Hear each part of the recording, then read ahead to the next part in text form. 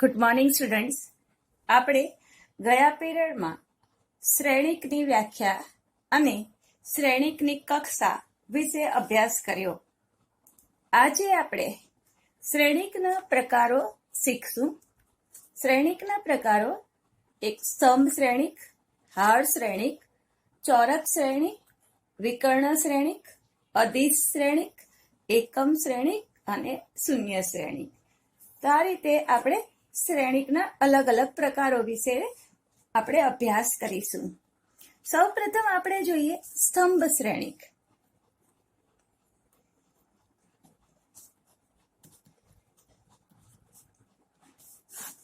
આ નામ જોતા જ આપણને ખ્યાલ આવે છે કે આ શ્રેણિકમાં સ્તંભની સંખ્યા 1 હશે.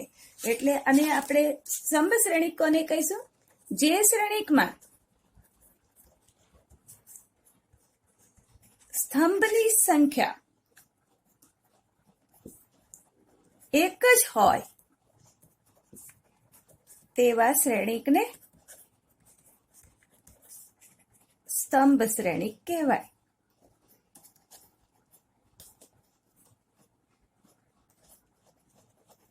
દાખલા તરીકે ધારો કે હું આ શ્રેણિક લખું છું 4. આ શ્રેણિકમાં તમે જોઈ શકો એની હાર 1 છે અને સ્તંભ પર 1 છે, એટલે 1 ક્રોસ 1. એટલે આ સ્તંભ શ્રેણિક થયો કેમ કે આમાં સ્તંભની સંખ્યા 1 છે. એવી રીતે આ હાર શ્રેણિક પણ કહેવાશે, જે આપણે આગળ ભણશું.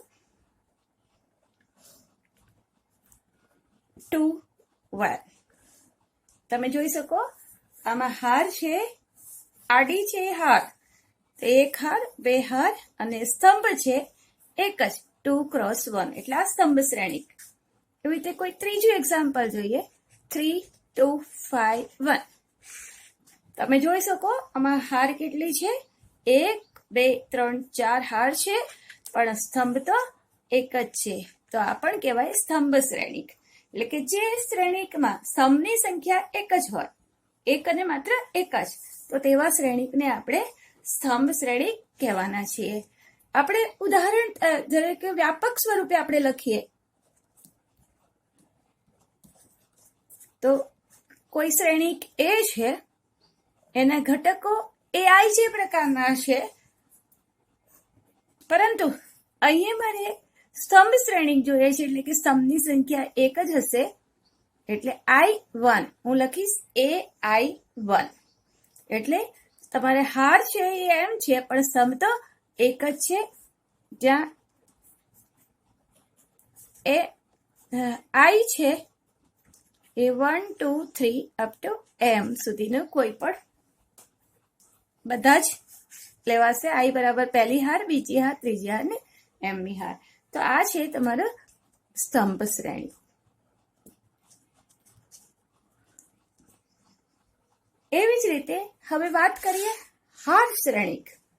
હવે તો તમને ખ્યાલ આવી જ ગયો, સ્તંભ શ્રેણિકમાં 1 જ સ્તંભ હોય, તેવી રીતે હાર શ્રેણિકમાં 1 જ હાર હશે. સ્તંભની સંખ્યા કેટલી બી હોય, સ્તંભ શ્રેણિકની અંદર સ્તંભની સંખ્યા 1 હોય, પરંતુ હારની સંખ્યા કેટલી પણ હોઈ શકે.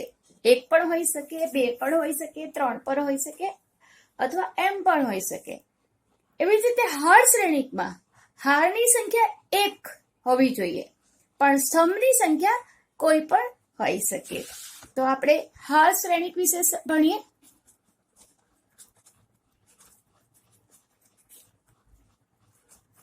જે શ્રેણિકમાં હારની સંખ્યા 1 જ હોય, સ્તંભ કેટલા પણ હોઈ શકે, પરંતુ હારની સંખ્યા તો 1 જ હોય. એટલે કે 1 જ હાર હોય. કહેવાનો મતલબ 1 જ હાર હોય, તો તેવા શ્રેણિકને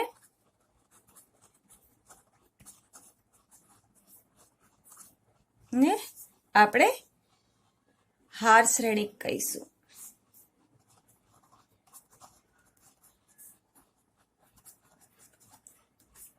દાખલા તરીકે આગળનું જ એક્ઝામ્પલ લઈ લો. 4. આની અંદર હાર કેટલી છે? 1. સ્તંભ કેટલો છે? 1. એટલે આ એક્ઝામ્પલ થયું તમારા હાર શ્રેણિકનું પણ થયું અને સ્તંભ શ્રેણિકનું થયું. હાર શ્રેણિકમાં શું હોય? જે શ્રેણિકમાં એક જ હાર હોય. સ્તંભ ચાહે કેટલા પણ હોઈ શકે, પણ હારની સંખ્યા તો એક જ હોય.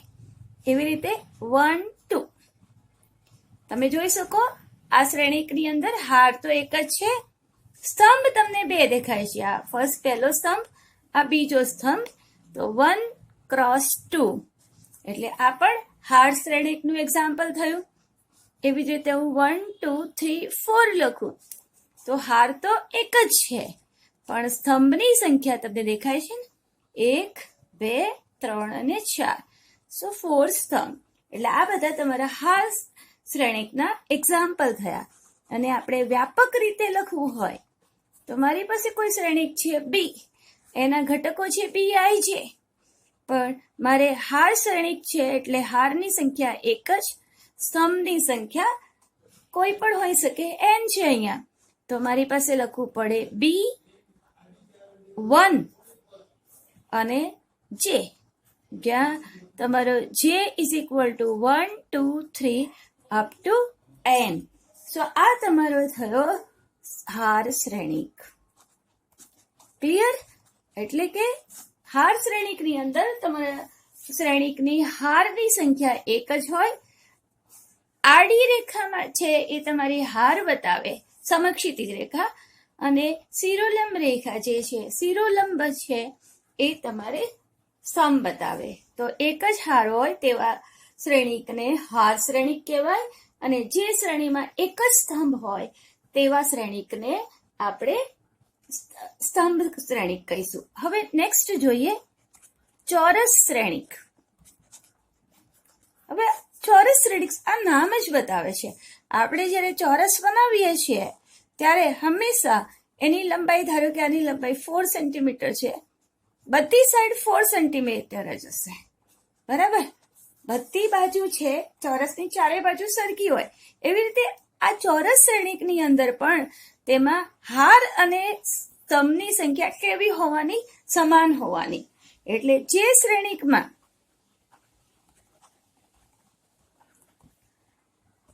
હાર અને સ્તંભની સંખ્યા સમાન હોય તેવા શ્રેણિકને કેવો શ્રેણિક કહેવાય? ચોરસ શ્રેણિક કહેવાય. બરાબર?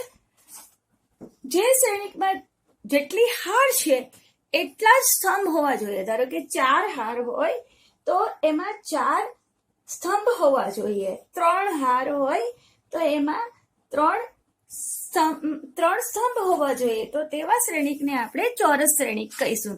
દાખલા તરીકે હું લખું કે આ છે 4, પહેલા વાળો જ એક્ઝામ્પલ. તમે જોઈ શકો આમાં હાર 1 છે અને સ્તંભની સંખ્યા પણ 1 છે. એટલે આ કેવો શ્રેણિક કહેવાય? તો કે ચોરસ શ્રેણિકનું એક્ઝામ્પલ. આ જે એક્ઝામ્પલ ઉદાહરણ હતું એ તમારું હાર શ્રેણિકનું પણ એક્ઝામ્પલ બન્યું, તમારા સ્તંભ શ્રેણિકનું પણ એક્ઝામ્પલ બન્યું, અને આ છે ચોરસ શ્રેણિકનું એક્ઝામ્પલ. 1 2 3 4 તમે જોઈ શકો આમાં હાર છે, આ પહેલી હાર, આ બીજી હાર, અને સ્તંભ છે, આ પહેલો સ્તંભ અને આ બીજો સ્તંભ. સો 2 by 2 શ્રેણિક, એને કહેવાય ચોરસ શ્રેણિક. એવી રીતે 1 2 3 4 5 6 7 8 9 તમે જોઈ શકો આમાં 3 હાર છે અને 3 સ્તંભ છે, એટલે 3 ક્રોસ 3 શ્રેણિક. એટલે આ ચોરસ શ્રેણિક થયો. તમને ખ્યાલ આવી ગયો હશે ચોરસ શ્રેણિકનો, કે જે શ્રેણિકમાં હારની જેટલી જ હાર હોય એટલા જ સ્તંભ હોય તો તેવા શ્રેણિકને ચોરસ શ્રેણિક કહેવાય. અને આને આપણે વ્યાપક રીતે લખીએ તો મારી પાસે કોઈ શ્રેણિક એ હોય અને એના ઘટકો એ આઈ જે હોય, બરાબર? અને એમ હાર હોય તો એમ પણ સ્તંભ પણ કેટલા હોવા જોઈએ? એમ. તો જ એ ચોરસ શ્રેણિક બને. એટલે આઈ ની કિંમત 1 2 3 થી એમ સુધીની, અને જે ની પણ કિંમત છે 1 2 3 અપ ટુ એમ સુધીની. તો આ તમારા ચોરસ શ્રેણિકનું ઉદાહરણ થયું કે જેની અંદર હાર અને સ્તંભની સંખ્યા સરખી દેખાય. હવે સ્ટુડન્ટ્સ, આ જે ચોરસ શ્રેણિક છે તેમાં આ છે તમારો વિકર્ણ 1, 5, 9. આ છે વિકર્ણ, જેવી રીતે આપણે ચોરસમાં કેમ આ વિકર્ણ આ કોર્નર ટુ આ કોર્નરને જોઈન કરીએ. આ ચોરસ છે એમાં ઓપોઝિટ કોર્નરને આપણે બે બિંદુઓને આપણે જે જોઈન કરીએ એ વિકર્ણ. એવી રીતે અહીંયા પણ આ તમારું વિકર્ણ કહેવાય. આ છે અગ્ર વિકર્ણ, આ થાય પ્રતિવિકર્ણ. આપણે ધ્યાન આપી રહ્યા છીએ હમણાં અગ્ર વિકર્ણમાં, આને આપણે વિકર્ણ કહીશું. તો એના ઉપરથી આપણે હવે વિકર્ણ શ્રેણિકની વ્યાખ્યા આપી રહ્યા છીએ. ચોથો શ્રેણિક છે વિકર્ણ શ્રેણિક.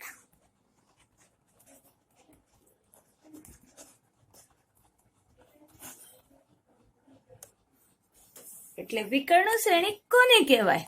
તો કે આપણે તમને મેં બતાવ્યું કે આ ચોરસ શ્રેણિક છે અને આમાં છે આ વિકર્ણ છે. એટલે વિકર્ણ શ્રેણિકની વ્યાખ્યા આપણે આ રીતે આપવાના છીએ. જે કોઈ ચોરસ શ્રેણિક એટલે કે જેમાં હાર અને સ્તંભની સંખ્યા સમાન હોય તેવા શ્રેણિકમાં વિકર્ણ પરના ઘટકો સિવાયના બાકીના બધા જ ઘટકો શૂન્ય હોય તો તેવા શ્રેણિકને આપણે વિકર્ણ શ્રેણિક કહીશું. એટલે જે ચોરસ શ્રેણિકમાં, આપણે શ્રેણિક તો ચોરસ જ લેવો પડશે, જે ચોરસ શ્રેણિકમાં વિકર્ણ પરના ઘટકો સિવાયના બાકીના તમામ ઘટકો શૂન્ય હોય તેવા શ્રેણિકને વિકર્ણ શ્રેણિક કહેવાય.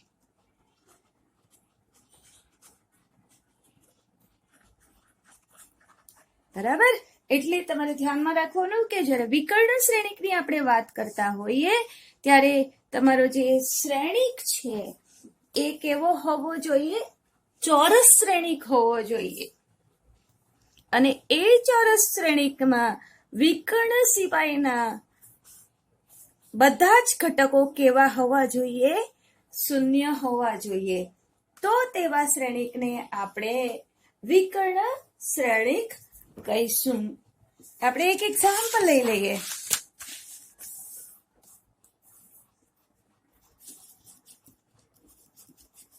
ઉદાહરણ તરીકે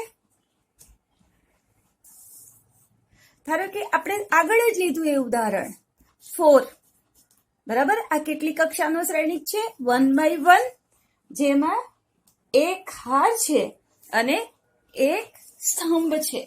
હવે આમાં વિકર્ણ એટલે આ એક જ ઘટક છે એ. બરાબર? તો આને આપણે વિકર્ણ શ્રેણિક કહીશું. બાકી તો કોઈ ઘટક છે જ નહીં, વિકર્ણ પરનો આ એક જ ઘટક છે. એવી જ રીતે ધારો કે મારી પાસે છે બી કોઈ શ્રેણિક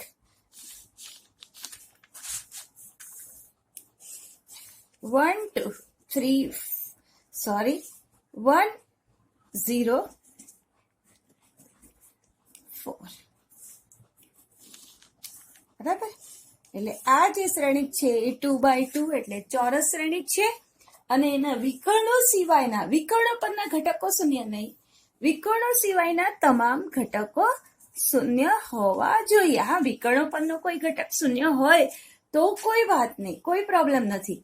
પરંતુ તમારા વિકર્ણ સિવાયના બાકીના બધા જ ઘટકો શૂન્ય હોવા જોઈએ. ધારો કે આ એક છે, આ શ્રેણિક સી છે 1, 2, 3, 0, 0, 0, 0, 0, 0. આની કેટલી હાર છે? 1, 2, 3, 3 હાર છે અને સ્તંભ પણ 3 છે. એટલે ચોરસ શ્રેણિક છે. અને આ છે તમારો વિકર્ણ. વિકર્ણ સિવાયના તમામ ઘટકો શૂન્ય હોવા જોઈએ. આ વિકર્ણો પરના ઘટક શૂન્ય હોય તો કોઈ પ્રોબ્લેમ નહીં, પરંતુ તમારે આ બધા ઘટકો તો શૂન્ય હોવા જોઈએ. અહીંયા કઈ શૂન્ય આવી જાય તો કોઈ પ્રોબ્લેમ. હવે આપણે લખવું હોય તો આમ લખી શકાય. ધેટ ઇઝ શું લખીએ? Diagonal, D 1, 4. બરાબર? અને આ શ્રેણિક છે તમારો 2x2 નો શ્રેણિક છે. અને આ છે એ તો આ ડાયાગોનલ પર વિકર્ણ પર બે સભ્ય છે એટલે તમને ખ્યાલ આવી જાય કે આ 2x2 નો શ્રેણિક છે. ડાયાગોનલ 1 2 3 આવું લખેલું હોય તો કે આ વિકર્ણ પર આ 3 ઘટકો છે, બાકીના ઘટકો શૂન્ય છે અને ઓટોમેટિકલી તમને ખબર પડી જાય કે આ 3 ઘટકો છે એટલે આ 3x3 શ્રેણી છે.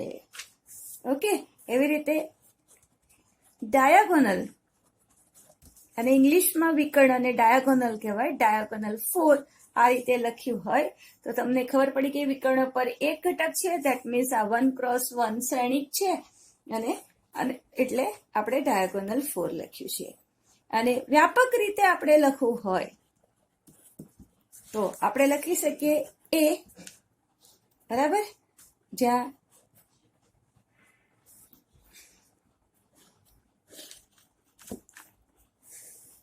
આ રીતે હોય A11, બાકીના બધા જ ઘટકો 0, then 0, A22, બાકીના બધા ઘટક 0, then A33, બાકીના બધા ઘટક 0, and so on, 0 0 0, AMM, એટલે કે એની M હાર હશે અને M સ્તંભ હશે. M હાર અને M સ્તંભ એટલે M ક્રોસ M શ્રેણિક કે જેના વિકર્ણ સિવાયના બધા જ ઘટકો શૂન્ય છે. અને આમ લખવું હોય તો આમ પણ લખી શકો DIAG diagonal A11, A22, A33 and AMM. આ રીતે પણ તમે આને દર્શાવી શકો. અને આમાં M સભ્યો છે, ધેટ મીન્સ આ M ક્રોસ M વિકર્ણ શ્રેણી છે. એટલે હું આમ પણ લખી શકું શ્રેણિક A is equal to AIJ અને આ શ્રેણિક આપણો છે M ક્રોસ M અને જ્યાં AIJ is equal to 0, I is different from J. જ્યાં I અને J બંને ડિફરન્ટ છે, અલગ અલગ છે, એટલે અહીંયા છે A21, બરાબર, અહીંયા છે A31, જ્યાં I અને J અલગ અલગ છે ત્યાં AIJ is equal to 0 હોય તો એને આપણે એવા ચોરસ શ્રેણિકને આપણે વિકર્ણ શ્રેણિક કહીશું. હવે એના પછી નેક્સ્ટ આવ્યું એ અધિક શ્રેણી. અધિક શ્રેણી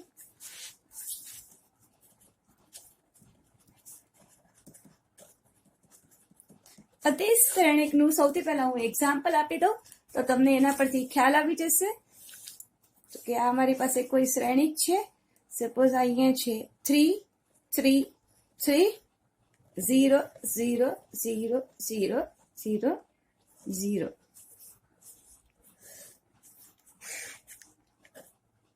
√5 √5 √5 0 0 0 0 0 0 અથવા તો 1/2 1/2 0 0. ઓકે, આ ત્રણ શ્રેણિક તમે જોઈ શકો છો. આ ત્રણેય છે એ અધિક શ્રેણિકના ઉદાહરણો છે. તમે જોઈ શકો કે આ ત્રણેય શ્રેણિકને કેવા દેખાય છે, જેમાં ત્રણેય શ્રેણિકમાં હારની સંખ્યા જુઓ 1 2 અને 3 હાર છે અને સ્તંભ કેટલા છે 1 2 અને 3 સ્તંભ છે એટલે 3x3. અહીંયા પણ શ્રેણિકમાં 1 2 અને 3 હાર છે અને સ્તંભની સંખ્યા પણ 1 2 અને 3 સ્તંભ છે.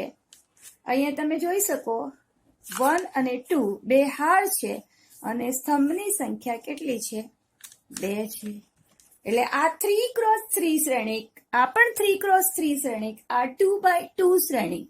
એટલે તમે જોઈ શકો આ બધા શ્રેણિકનું નામ આપણે સૌથી પહેલા આગળ આપ્યું હતું, શું હતું? ચોરસ શ્રેણિક. કે જેમાં હાર અને સ્તંભની સંખ્યા સરખી હોય. તો પહેલી વસ્તુ તો અહીંયા મને દેખાય છે કે આ છે ચોરસ શ્રેણિક. સેકન્ડ, તમે જોઈ શકો છો કે આ 3 3 3 એ કયા ઘટકો છે? તો કે વિકર્ણ પરના ઘટકો છે. આ √5 √5 √5 વિકર્ણ પરના ઘટકો છે અને આ પણ વિકર્ણ પરના ઘટકો છે. બરાબર? એટલે કે વિકર્ણ સિવાયના ઘટકો કેવા દેખાય છે તમને બધા? શૂન્ય. ઓકે, વિકર્ણ સિવાયના ઘટકો શૂન્ય છે. ઓકે, એટલે કે વિકર્ણ શ્રેણિક દેખાય છે તમને. આ કેવો શ્રેણિક દેખાશે પહેલી નજરમાં? તો કે વિકર્ણ પરના ઘટકો સિવાયના બાકીના ઘટકો શૂન્ય છે, એટલે કે વિકર્ણ શ્રેણિક છે. ઉપરાંત તમે જોઈ શકો વિકર્ણ પરના ઘટકો કેવા દેખાય છે તમને? સમાન. બરાબર? જ્યારે વિકર્ણ ઘટકનું આપણે એક્ઝામ્પલ લઈએ તો એમાં આપણા ઘટકો સમાન ન હોય તો ચાલે, ફક્ત વિકર્ણ પરના ઘટકો સિવાયના બાકીના બધા ઘટક શૂન્ય હોવા જોઈએ. અહીંયા પણ આ શ્રેણિક વિકર્ણ શ્રેણિક તો છે જ, પરંતુ વિકર્ણ પરના ઘટકો કેવા હોવા જોઈએ? સમાન હોવા જોઈએ. એટલે વિકર્ણ પરના ઘટકો